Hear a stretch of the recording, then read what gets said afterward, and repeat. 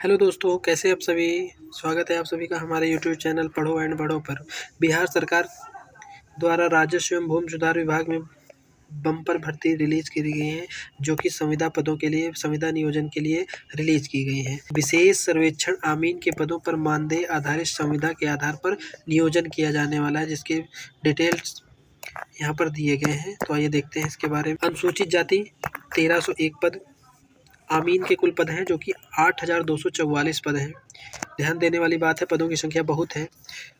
अनुसूचित जनजाति के लिए 75 पद, जबकि अत्यंत पिछड़ा वर्ग के लिए 1422 पोस्ट, पिछड़ा वर्ग के लिए 917 पोस्ट, पिछड़ा वर्ग की महिलाओं के लिए 282 पोस्ट तथा अनरिजर्व्ड के लिए 3,525 पोस्ट, आर्थिक रूप से जो कमजोर हैं उनके लिए 722 पोस्ट दी गई है। इसके बाद इसी क्रम में अगर हम आगे बात करें, इसमें क्या क्या आरक्षण क्या होने वाला है। आरक्षण के लिए इसमें साफ दिया गया है।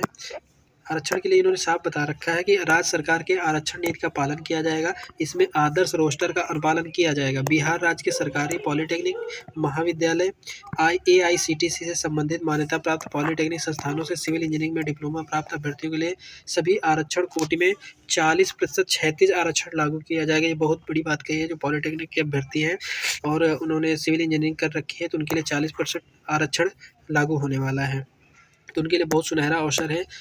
उसके बाद इसका जो पदनाम है और न्यूनतम योग्यता और अर्हता पूछी जाने वाली, यहाँ पर दिया गया विशेष सर्वेक्षण आमीन का पद रहेगा। सिविल इंजीनियरिंग में डिप्लोमा होना चाहिए, यहाँ पर न्यूनतम अर्हता है। और इसका जो मानदेय रहेगा 31,000, जिसमें कि 24,202.50 EPF ESI और 2,797 रुपया 5 मोबाइल लैपटॉप इंटरनेट व्यय की पूर्ति के लिए 4,000 रुपया प्रतिमाह दिया जाएगा। ये 12 महीने के लिए होगा, ऐसा कि यहाँ पर प्रदर्शित किया जा रहा है। इसमें दिया गया है विशेष सर्वेक्षण आमीन के चयन के पश्चात प्रशिक्षण के समय स्वयं का लैपटॉप मोबाइल एवं इंटरनेट होना अनिवार्य है, यानी स्वयं के लिए ये सारी चीज़ें होनी चाहिए। उसके बाद 4,000 रुपये का अतिरिक्त भुगतान किया जाएगा, जिसके पश्चात आगे वर्षों के लिए मात्र इंटरनेट पर होने वाले व्यय 400 रुपये प्रतिमाह की ही प्रतिपूर्ति नियोजन अवधि तक की जाएगी। यानी कि अगर आपको सेलेक्ट किया जाता है तो पहले तो एक बार आपको 4,000 रुपये देगा, बाकी आपको जो लैपटॉप है मोबाइल है ये सारा का सारा खुद का रहेगा। लेकिन गवर्नमेंट इसके लिए आपको जो इंटरनेट यूज़ होता है उसके लिए प्रति मंथ के हिसाब से 400 रुपये आपको पे करेगी।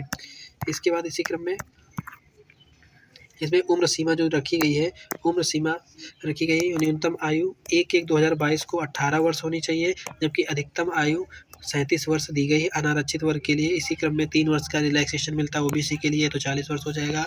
और 5 वर्ष का रिलैक्सेशन मिलता है SC और ST के लिए, तो यहाँ पर 42 वर्ष हो जाएगा। नियोजन की अवधि क्या है, मानदेय आधारित संविदा के आधार पर नियोजन की अवधि नियोजन की तिथि से 31 मार्च 2024 तक के लिए होगा। आवश्यकता पड़ने पर इसे बढ़ाया जाए, यानी जो रखे जाएंगे 31 मार्च 2024 तक के लिए रखे जाएंगे, आवश्यकता पड़ी तो इसे आगे बढ़ाया जाएगा।